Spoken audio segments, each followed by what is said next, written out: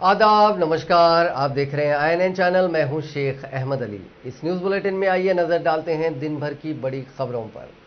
हैदराबाद में कोविड-19 के बढ़ते वाकयात और नाइट कर्फ्यू की वजह से हलीम का कारोबार बुरी तरह मुतासिर हुआ है। हलीम बेचने वालों के मुताबिक जहां कोविड की वजह से हलीम खाने वालों की तादाद कम हो गई, वहीं रात 9 बजे कर्फ्यू लगने की वजह से हलीम की बिक्री ना के बराबर हो गई।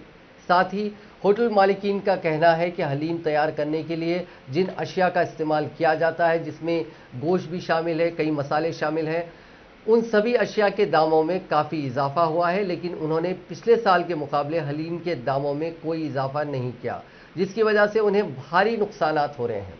INN चैनल के नुमाइंदे करीम खान ने इस पर कई होटल मालिकीन से बातचीत की।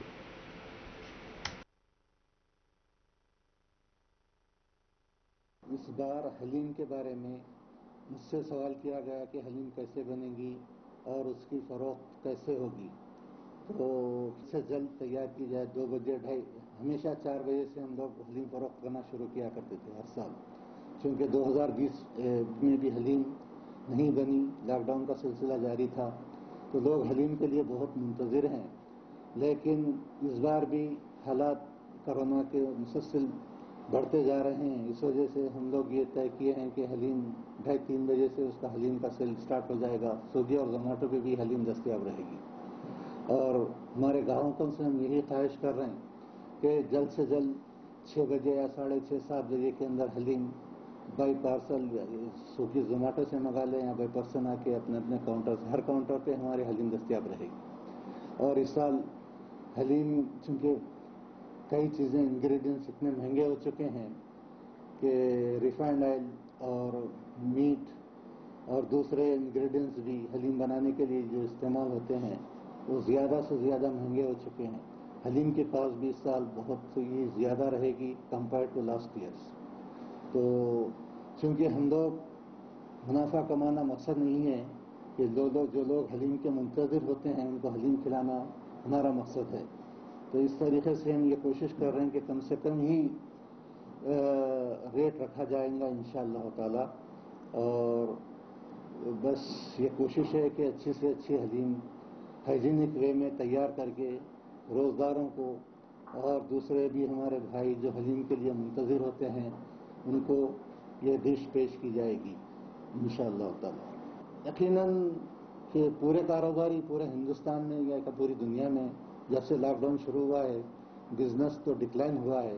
30-40% तक डिक्लाइन था, लेकिन कुछ अर्से से बिजनेस ठीक ठाक चल रहा था। लेकिन जो हिंदुस्तान में या पूरी दुनिया में फिर जैसे कोरोना की तेज़ी आ चुकी है, इस वजह से बिजनेस 15-20 दिन से डाउनफॉल होते चले जा रहा है।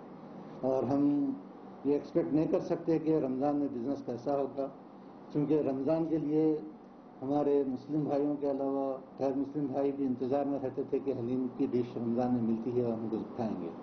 लेकिन चूँकि डिश ज़्यादा विंटर सीज़न और बारिश के मौसम में ज़्यादा दिलचस्पी के साथ खाई जाती है, लेकिन चूँकि हमारे रोज़गार हलीम हमेशा रोज़ा खोलने के बाद इसको पसंद करते हैं, रोज़गार भी दूसरे भाइयों भी।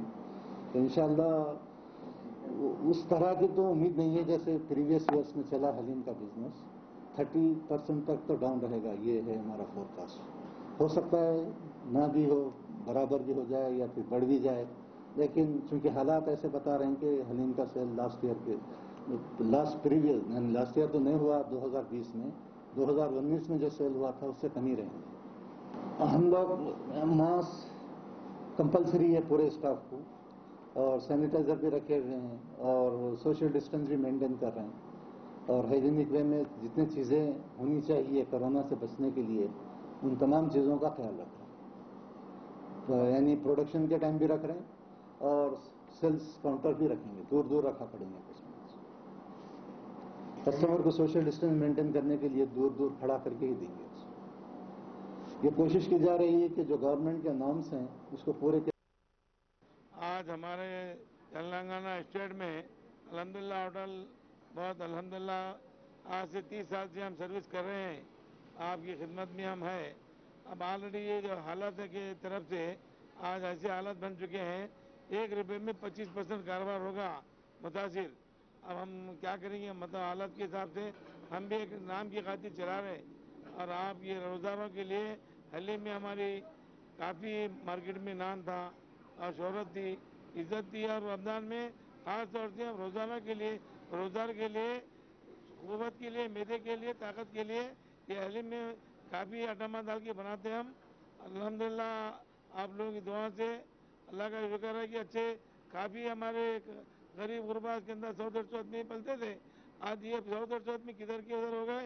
आज हालात बहुत परेशानी का सामना करना पड़ रहा है हम लोग। अभी जो कारोबार हमारा जो है लॉकडाउन की तरह से मेहनत किया ये करना है, अब नुकसान फायदा तो अल्लाह की मर्जी है। अब हमारे स्टाफ तो काफ़ी स्टाफ है, हम लोग खर्दे में आ गए, बराबर खाना पानी उनको देना ही पड़ता, ये स्टाफ को लेकर चलना ही पड़ता। अब हालात ऐसे हो गया हमारे खुद पूरा कोरोना के तरह से लॉकडाउन से गए साल से आज तक परेशान है, 1.5 साल होगा पूरा मुतासिर है हम लोग। अल्लाह ताला खैर करे, पूरे आलम में दुनिया में जितने भी मुतासिर बीमारी है इसको अल्लाह महफूज रखे। अल्लाह ताला सबको सेहत दे साहब, दुआ करेंगे इंशाअल्लाह। देखिए साहब, जब गए सो पिछले सालों की बात अगर करेंगे, पूरे अदर स्टेट्स के पूरे बॉर्डर्स वगैरह खुले थे, हर स्टेट का आदमी आता था। अब हमारे सराउंडिंग जो भी स्टेट्स है, जैसा कि महाराष्ट्र है और कर्नाटका है, वो लॉकडाउन हो गया, वहाँ पर कर्फ्यू है वहाँ पर, तो वहाँ के लोग यहाँ पर आ रहे नहीं। उस हिसाब से तो कारोबार पे तो बहुत बड़ा असर पड़ेगा। अब जब को और अब को तो बहुत बड़ा, जैसा कि एक हम जैसा कि सोच रहे कि 50-50 कारोबार न रहेगा, पर अब जैसा कि अब फिलौखत के माहौल के हिसाब से तो और भी कम दिख रहा कारोबार, उतना चलना चाहिए उतना नहीं हो सकता। अब 5 होटलों के हिसाब से हमारे पास 450-500 आदमियाँ हैं, वो हिसाब से अगर अब मैन पावर के हिसाब की बात देखेंगे तो बहुत से बहुत 100 आदमियों का है काम। अब काफ़ी सारा नुकसान हो जा रहा, तो इस हिसाब से कट आउट करना पड़ रहा हमारे को मैन पावर को। पब्लिक पैनिक भी है, लॉकडाउन का भी असर है। कैसो लॉकडाउन के अभी तक लॉकडाउन से हम उभर के नहीं आए, अब फिर अगर लॉकडाउन अगर खुदा ना खास्ता अगर हो भी गया तो बहुत बड़ा इफेक्ट पड़ जाएगा हमारे। लॉकडाउन से पहले जैसा बिजनेस था वैसा बिजनेस नहीं है आज भी। 2 साल पहले नॉट बैड था, अच्छा ही था। तो ये साल देखना है क्या होगा। साल हलीम ने 1.5 क्विंटल ऐसा बेच दे, 1.5-2 क्विंटल। लास्ट ईयर तो कोरोना की वजह से बंद था, और लास्ट ईयर जो बिजनेस 2 साल के नीचे रहे, सो जो बिजनेस अभी तो नहीं है। रियासती हाई कोर्ट ने रियासत में कोरोना की सूरत हाल पर हुकूमत की जानिब से पेश करदा रिपोर्ट पर अदम इत्मीनान का इजहार किया और कहा कि ये रिपोर्ट मुनासिब नहीं है। कोरोना के केसों और अमवात में तेजी के साथ इजाफे पर अदालत ने गहरी तशवीश का इजहार किया। समाअत के दौरान डिवीजन बेंच ने हुकूमत के रवैये पर शदीद नाराजगी का इजहार करते हुए कहा कि अदालत की जानिब से बार बार RT-PCR टेस्टों में इजाफा करने की हिदायत के बावजूद टेस्टों में इजाफा नहीं किया जा रहा है। अदालत ने कहा कि रियासत में जारी मिनी म्यूनसिपल इलेक्शन से कोरोना की वबा में मजीद इजाफा होने का खदशा है। इस सिलसिले में अदालत ने रियासती इलेक्शन कमीशन को हिदायत दी कि वो मिनी म्यूनसिपल इलेक्शन की पोलिंग से मुतालिक पोलिंग बूथ्स पर किस तरह के इंतजाम किए गए हैं उसकी तफसीलात पेश करें। अदालत ने रियासती इलेक्शन कमिश्नर को हिदायत दी कि वो पोलिंग के दौरान किए जाने वाले कोरोना के इंतजाम के ताल्लुक से 29 अप्रैल के अंदर अपनी रिपोर्ट पेश करें। क़ब्ल हुकूमत ने हाईकोर्ट में कोरोना की सूरत हाल पर एक रिपोर्ट पेश की, जिसमें कहा गया है कि 1 अप्रैल से 25 अप्रैल तक रियासत में 23,55,000 कोरोना टेस्ट किए गए, जिनमें 4,39,000 RT-PCR टेस्ट और 19,16,000 रैपिड टेस्ट शामिल हैं। हुकूमत ने अपने हलफनामे में बताया कि 1 अप्रैल से 25 अप्रैल तक रियासत में कोरोना से 341 अफराद की मौत हुई। रियासत में कोरोना के मुस्बित केसेस की शरह 3.5% हो गई है। हुकूमत की जानिब से टेस्टों में मजीद इजाफा करने के इकदाम किए जा रहे हैं। मुकम्मल तौर पर कोरोना पर नजर रखने के लिए माहिरीन की कमेटी तश्कील दी गई है। ये कमेटी ऑनलाइन तरीक़ेकार पर इजलास मुनक़िद कर रही है और हुकूमत को वक्तन फ़ौक़तन मशवरे भी दे रही है। शराब की दुकानात, बार्स, पब्स में कोविड क़वायद पर सख्ती से अमल किया जा रहा है। शराब की दुकानात पर महकमे आबकारी के अहदेदार दावे कर रहे हैं। रियासत के लिए 430 मेट्रिक टन ऑक्सीजन को मरकजी हुकूमत ने मख्तस किया, जो मुख्तलिफ मकामात से यहाँ पहुँच रहा है।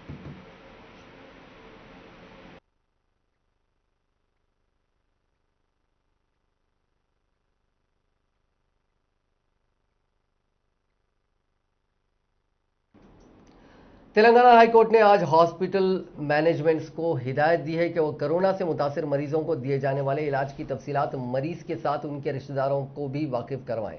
गच्चीबौली के टिम्स हॉस्पिटल में 10 दिन कबल दवाखाने में शरीक होने वाले कोरोना के 2 मरीजों की सेहत कैसी है, अब तक अस्पताल इंतजामिया की जानिब से कोई इतला फराहम नहीं की जा रही है, जिस पर इन 2 मरीजों के एक रिश्तेदार किशोर ने हाईकोर्ट में दरखास्त दायर करते हुए दोनों मरीजों की कैफियत से वाकिफियत हासिल करने की कोशिश की। इस केस में आज हाईकोर्ट में समाअत हुई। इस केस के सिलसिले में अदालत ने हॉस्पिटल मैनेजमेंट के साथ रियासती हुकूमत को भी नोटिस जारी की और कहा कि मरीज की सेहत और उसे दिए जाने वाले इलाज के ताल्लुक से न सिर्फ मरीज बल्कि उनके रिश्तेदारों को भी बताने की जरूरत है। ये दस्तूर में हर शहरी को फराहम करदा हक है। दरखास्त गुजार किशोर ने कहा कि मेडिकल काउंसिल के रूल्स के मुताबिक ही उन्हें इलाज के तरीक़ेकार और मरीज की हालत से वाकिफ करवाया जाए, क्योंकि हॉस्पिटल के वार्ड में दाखिल होने के इम्कानात नहीं हैं और उनसे फ़ोन पर भी बात नहीं हो पा रही है। कम से कम हॉस्पिटल के डॉक्टर्स और दीगर अमले से दरियाफ्त करने पर भी वो बेहतर तौर पर जवाब नहीं दे रहे हैं। दरखास्त गुजार के दलाइल सुनने के बाद अदालत ने हुकूमत और हॉस्पिटल को नोटिस जारी करते हुए फौरी तौर पर मरीज के रिश्तेदारों को उनकी ख्वाहिश के मुताबिक इतलात फराहम करने और अदालत में इसकी रिपोर्ट पेश करने की भी हिदायत दी। दुनिया में अब तक करीब 14 करोड़ 84 लाख कोरोना मरीज सामने आ चुके हैं। इनमें से 31 लाख 33 हजार लोगों की मौत हो चुकी है। दुनिया के अमीर मुल्क अपने यहाँ वैक्सीनेशन प्रोग्राम को तेज करके इस वबा से बचने की कोशिश कर रहे हैं। वहीं हिंदुस्तान में बीते 24 घंटों में 3,19,000 नए कोरोना मुतासरीन मिले और 2,762 मुतासरीन की मौत हो गई। हालांकि राहत की बात यह है कि रिकॉर्ड 2,48,000 मरीज ठीक भी हुए। इन्फेक्शन को मात देने वालों का यह आंकड़ा अब तक सबसे ज्यादा है। एक्टिव केसेस यानी इलाज करा रहे मरीजों की तादाद में बढ़ोतरी पर भी कुछ लगाम लगती दिखाई दे रही है। बीते दिन एक्टिव केसेस में सिर्फ 67,660 की बढ़त दर्ज की गई। ये पिछले 14 दिन में सबसे कम है। इससे पहले 12 अप्रैल को इलाज करा रहे मरीजों की तादाद में 63,065 की तरक्की हुई थी। वहीं तेलंगाना में कोविड-19 के 10,122 नए मामला दर्ज किए गए हैं, जिसके बाद रियासत में मामलात की तादाद बढ़कर 4,11,905 हो गई है। रियासत में बहसीत मजमूई अमवात की तादाद बढ़कर 2,094 हो गई, क्योंकि गुज़िश्ता 24 घंटों के दौरान मजीद 52 अमवात हुई हैं।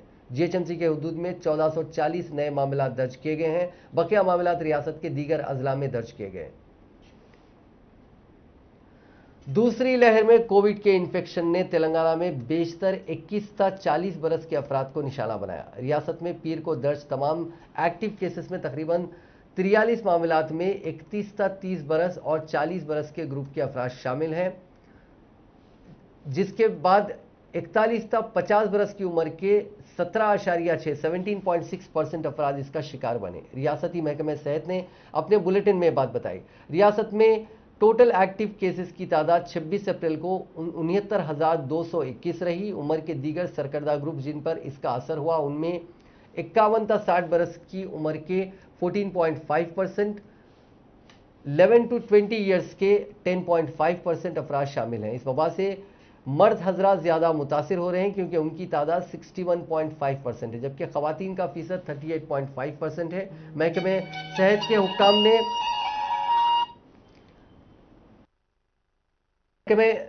के हुक्काम ने लोगों से अपील की है कि वो घरों से बाहर ना निकलें, सिर्फ ज़रूरी काम हो तो ही घरों से बाहर निकलें, जबकि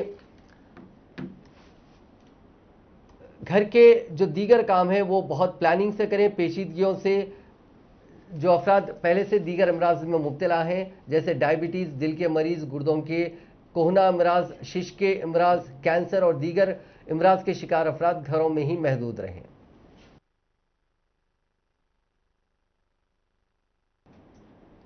तेलंगाना में कोरोना से एक सब इंस्पेक्टर की मौत हो गई। ये सब इंस्पेक्टर हैदराबाद के एक प्राइवेट हॉस्पिटल में जेरे इलाज थे। ताहम मंगल की सुबह इलाज के दौरान उनकी मौत हो गई।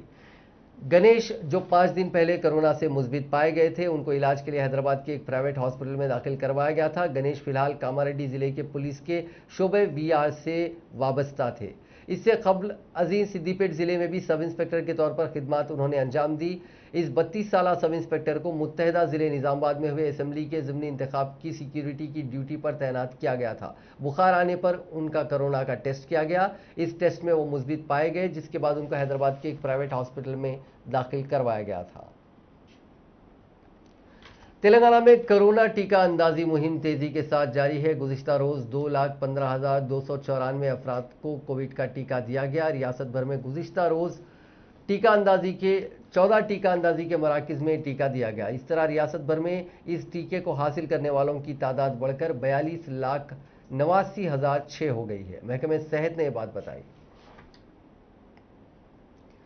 वजीर सेहत ईटला राजेंद्र ने कहा है कि सरकारी दवाखानों में ऑक्सीजन की कोई किल्लत नहीं है। रियासत के हर जिले में ऑक्सीजन की सरबराही अमल में लाई जा रही है। उन्होंने कहा कि आर्मी के जंगी तैयारों के जरिए उड़ीसा से ऑक्सीजन हासिल किया गया। उन्होंने कहा कि रियासत में कोरोना के बढ़ते हुए मामलात और मरीजों की तशवीशनाक हालात को देखते हुए 4 लाख रेमडेसिविर इंजेक्शन का ऑर्डर किया गया था, जो बहुत जल्द रियासत में पहुंचने वाला है। उन्होंने कहा कि रियासत में ऑक्सीजन की किल्लत और इंजेक्शन की किल्लत को दूर करने के लिए IAS ओहदेदारों पर मुश्तमिल कमेटी तश्कील दी गई है। उन्होंने कहा कि रियासत में यौमिया 270 टन ऑक्सीजन की जरूरत पड़ती है, जिसके पेश नज़र रोजाना 400 टन ऑक्सीजन हासिल करने के इक़दाम किए जा रहे हैं।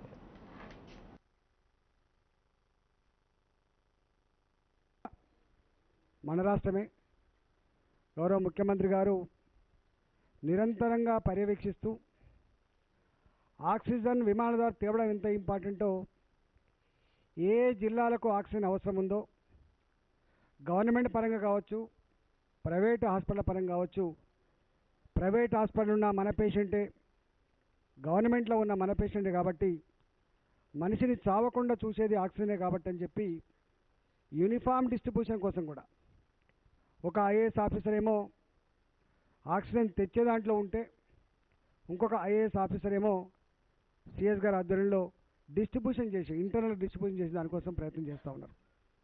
ఒక్క మాటలో చెప్పాలంటే ప్రైవేట్ హాస్పిటల్లో అక్కడక్కడ డీలర్ల कोरोना की वैक्सीन तैयार करने वाली हैदराबाद की भारत बायोटेक कंपनी ने आज रियासती हुकूमत को तयख्खुन दिया कि रियासत में ज़रूरत के मुताबिक कोरोना की वैक्सीन सरबराह करने उनकी कंपनी तैयार है। चीफ मिनिस्टर चंद्रशेखर राव की हिदायत पर आज आरजी सेक्रेटेरिएट BRK भवन में चीफ सेक्रेटरी सोमेश कुमार ने भारत बायोटेक कंपनी के चेयरमैन और मैनेजिंग डायरेक्टर कृष्णा इल्ला के साथ बातचीत की और हुकूमत की जानिब से रियासत के तमाम शहरियों को मुफ्त में कोरोना वैक्सीन देने के फैसले से वाकिफ करवाया। उन्होंने कहा कि भारत बायोटेक कंपनी की जानिब से तैयार की जाने वाली कोवैक्सीन को हासिल करते हुए 1 मई से बड़े पैमाने पर टीका अंदाजी शुरू करने का मंसूबा है। इस सिलसिले में कंपनी की जानिब से वैक्सीन की सरबराही में मुसलसिल ताउन करने की ख्वाहिश की।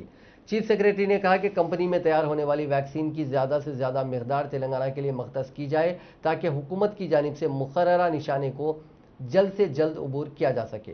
सोमेश कुमार ने कहा कि हुकूमत ने मुफ्त वैक्सीन के लिए 2,500 करोड़ रुपए खर्च करने तैयार है और इस सिलसिले में चीफ मिनिस्टर ने इब्तदाई एस्टीमेट भी लगाया है। चीफ सेक्रेटरी से मुलाकात के दौरान भारत बायोटेक के चेयरमैन और मैनेजिंग डायरेक्टर ने वाजे किया कि उनकी कंपनी में तैयार होने वाली वैक्सीन की ज़्यादा से ज़्यादा मकदार तेलंगाना के लिए मख्तस करने वो तैयार हैं। वाजे रहे कि चीफ मिनिस्टर चंद्रशेखर राव ने 2 दिन कबल रियासत में 18 साल मुकम्मल करने वाले हर फर्द को कोरोना का टीका मुफ्त में देने का ऐलान किया था। चीफ मिनिस्टर ने कहा था कि रियासत भर में तकरीबन 4 करोड़ अफराद को कोरोना का टीका दिया जाएगा, जिसमें से अब तक 35 लाख से ज्यादा अफराद को टीका दिया गया है। NGO के नाम पर ऑक्सीजन सिलेंडर्स की कालाबाजारी करने वाले अफराद को तेलंगाना की रच्चाकुंडा पुलिस ने गिरफ्तार कर लिया और उनके खिलाफ डिजास्टर मैनेजमेंट एक्ट के साथ साथ दीगर दफात के तहत एक मामला दर्ज किया है। मुलजिमीन की शिनाख्त मोहम्मद अब्दुल्ला साकिन कंचनबाग, मोहम्मद मजहर साकिन फलकनुमा और सैयद आरिफ साकिन चंद्रायन गुट्टा की हैसियत से की गई। पुलिस ने बताया कि मलकाजगिरी के sub inspector J Ashok Kumar को वैन में नामालूम अफराद की जानिब से ऑक्सीजन की गैर कानूनी मुंतकली की इत्तला मिली, जिसके बाद उन्होंने अपने स्टाफ के साथ मौलाली इलाके में गाड़ियों की तलाशी ली और एक वैन को रोका जिसमें ये सिलेंडर गैर कानूनी तौर पर मुंतकिल किए जा रहे थे। पुलिस ने उन मुलजिमीन को हिरासत में ले लिया क्योंकि ये मुलजिमीन ऑक्सीजन सिलेंडर की मुंतकली के बारे में दस्तावेजात दिखाने में नाकाम रहे। पुलिस ने वैन को जब्त कर लिया। मुलजिमीन से पूछगछ पर पता चला कि मुलजिम नंबर 3 सैयद आसिफ मास फाउंडेशन के नाम से एक NGO चलाता है। वो सलमान नामी शख्स से 16,000 रुपए में सिलेंडर खरीद कर उसको ज़रूरतमंदों को 25,000 रुपए में फ़रोख्त किया करता था। उसने अपने गैर कानूनी कारोबार के लिए दूसरे नौजवानों की भी खिदमत हासिल की थी। ये अफराद गैर कानूनी तौर पर ऑक्सीजन सिलेंडर्स का जखीरा कर रहे थे और उनको उन अफराद तक पहुंचा रहे थे जिनको इसकी ज़रूरत थी। इसके लिए वो भारी मुनाफा हासिल कर रहे थे। कोरोना वायरस का असर शहर हैदराबाद में हनुमान जयंती के मौके पर निकाले जाने वाली शोभा यात्रा पर भी पड़ा। हर साल शोभा यात्रा का जुलूस निकाला जाता था। जारिया साल कोविड-19 की लहर के सबब पुलिस और हुकूमत ने कोविड कवायद के पेश नज़र शोभा यात्रा निकालने की इजाज़त देने से इनकार कर दिया था।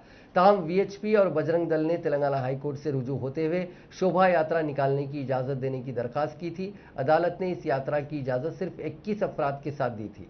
यह यात्रा गौलीगुड़ा से ताड़बंद सिकंदराबाद तक निकाली जाती है। अदालत ने पुलिस को हिदायत दी थी कि वो शोभा यात्रा की वीडियो रिकॉर्डिंग करते हुए उसकी अदालत में रिपोर्ट पेश करे। साथ ही अदालत ने वीएचपी और बजरंग दल के कारकुनों को कोविड गाइडलाइंस पर सख्ती से अमल करने की भी हिदायत दी थी। इस यात्रा के सिलसिले में श्रद्धालुओं की कसीर तादाद की आमद की वजह से बजरंग दल ने इस शोभा यात्रा को मनसूख कर दिया। बजरंग दल के जिम्मेदारों ने कहा कि इस यात्रा के लिए 3 माह से तैयारियां की जा रही थी। इस खुसूस में हुकूमत से इजाज़त मांगी गई, ताहम हुकूमत ने इस यात्रा की इजाज़त नहीं दी। उन्होंने हुकूमत पर बरहमी जाहिर करते हुए कहा कि सिर्फ बजरंग दल के प्रोग्रामों पर ही पाबंदी आयद की जा रही है। शोभा यात्रा के लिए 21 स्वामी ही गाड़ियों में रवाना हुए। तेलंगाना की हुक्मरान जमात टीआरएस की यौम तासीस तकारीब मुनक़िद की गई। पार्टी के क़याम के 20 साल मुकम्मिल हो गए हैं। इस खुसूस में हैदराबाद में वाक़ पार्टी हेडक्वार्टर्स तेलंगाना भवन में पार्टी के रुकन राज्यसभा व सीनियर लीडर के केशव राव ने पार्टी परचम लहराया। इस प्रोग्राम में बड़ी तादाद में पार्टी के कायदीन और कारकुनों ने हिस्सा लिया। इस मौके पर इन कायदीन ने एक दूसरे को मुबारकबाद पेश की। इस मौके पर केशव राव ने कहा कि तेलंगाना को सुनहरी तेलंगाना में तब्दील करने के लिए पेशरफ्त की जा रही है। उन्होंने कहा कि 20 साल पहले चंद्रशेखर राव ने पार्टी कायम की थी और तेलंगाना के ख्वाब को जद्दोजहद के जरिए पूरा किया। उन्होंने कहा कि जमहूरी अंदाज में गांधीयाई तर्ज पर जद्दोजहद करते हुए तेलंगाना को रियासत का दर्जा हासिल किया गया। पार्टी ने कोविड वबा के पेश नज़र यौम तासीस के मौके पर होने वाली रिवायती तकारीब ना मनाने का ऐलान किया था। इसी दौरान जिले वरंगल के हनमकुंडा में तेलंगाना को रियासत का दर्जा दिलाने के लिए अपनी जानों की कुर्बानी देने वालों की याद में तामीर करदा यादगार पर वज़रा अरवली दयाकर राव सत्यवती राठौर ने खिराज पेश किया और तेलंगाना तहरीक में उनके रोल, खिदमात और कुर्बानियों को याद किया। बाद अज़ां उन वज़रा ने पार्टी परचम भी लहराया। పదే పదే ఎలక్ట్ అవుకుంటూ వచ్చినా నిరూపించుకుంది ఏంటి అంటే ప్రజలు మనతో ఉన్నారు, ప్రజల్ని ఎంబడి తీసుకెళ్దాం అనే ఉద్దేశమే దానికి ఉండే. మీ అందరికీ తెలుసు, ఇవాళ మీరు పేపర్లో చూస్తే ఒక ఈ జన్మకి ఇంతకన్నా ఎక్కువ ఏంటి అనుకుంటున్నాను. దాని అర్థం ఏంటంటే ఈ జన్మ ప్రతి తెలంగాణ వాడికి ఈ కాలంకి చెందినవాడు ఏదో ఒకటి కోరుకుంటూ ఉంటాడు. అనేది ఇక్కడ పెద్ద కోరిక.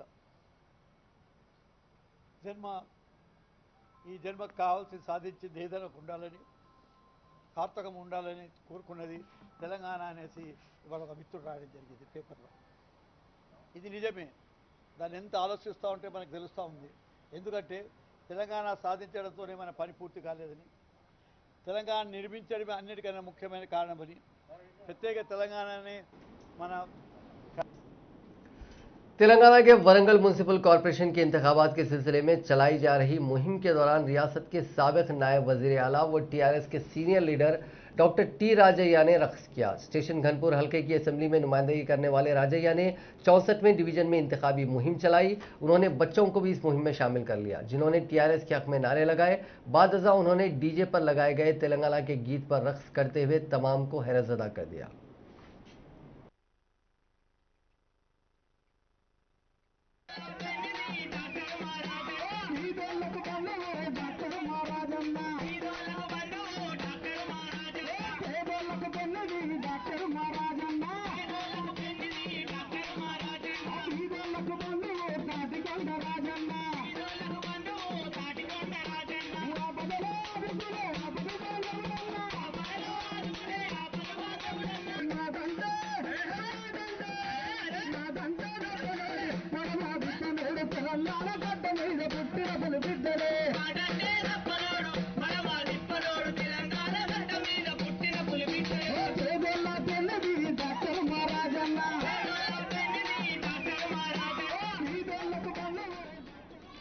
वजीर क़बायली बहबूद सत्यवती राठौर ने कहा है कि तेलंगाना में अपोजिशन टीआरएस पार्टी से मुकाबला करने के मौक़िफ़ में नहीं है। कॉरपोरेशन इंतखाबात की मुहिम के दौरान पार्टी की यौम तासीस के मौके पर उन्होंने केक काटा और पार्टी कारकुनों को मुबारकबाद पेश की।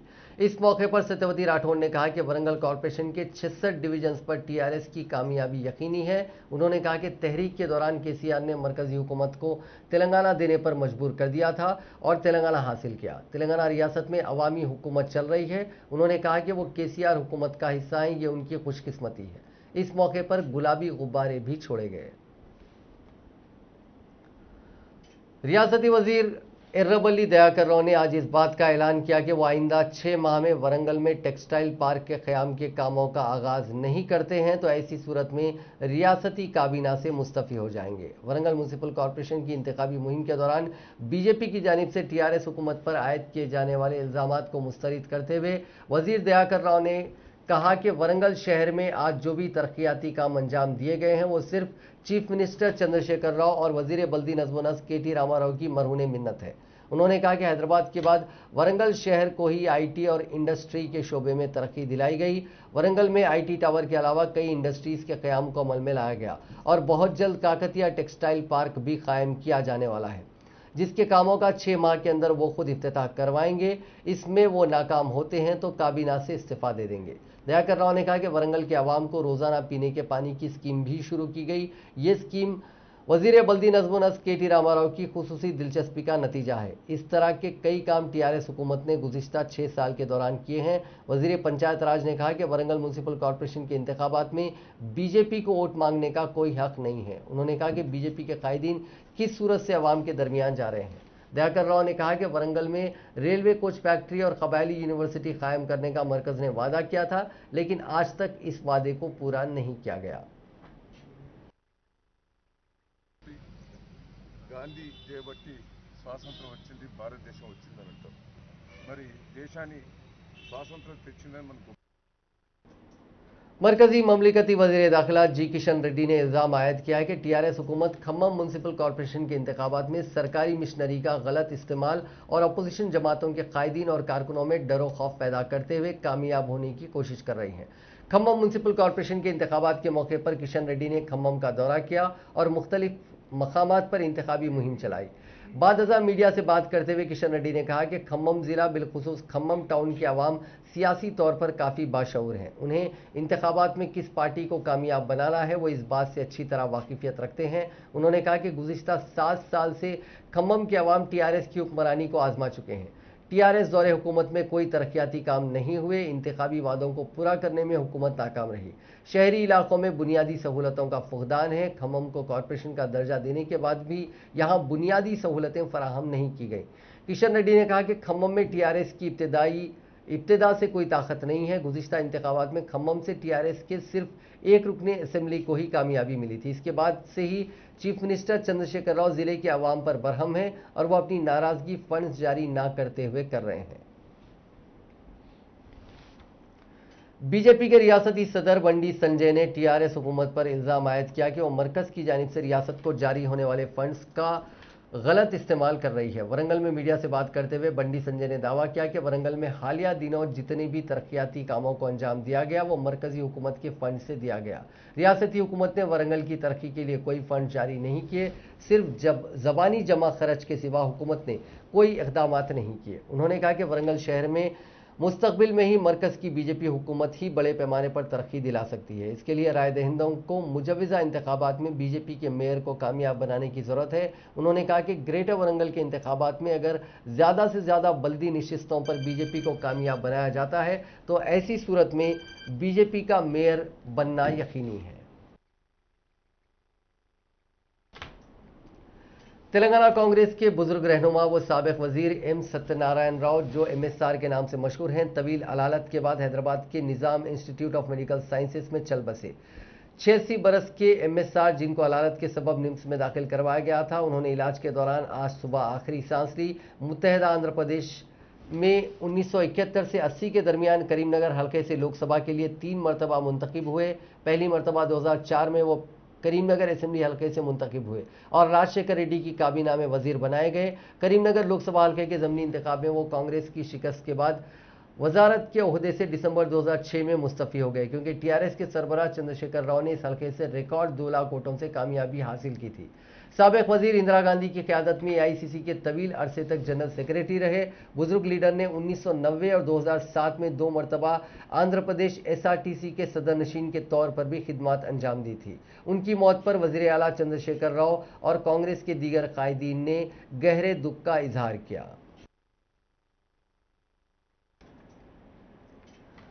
नाजरीन, इस न्यूज़ बुलेटिन में बस इतना ही। देखते रहिए INN चैनल।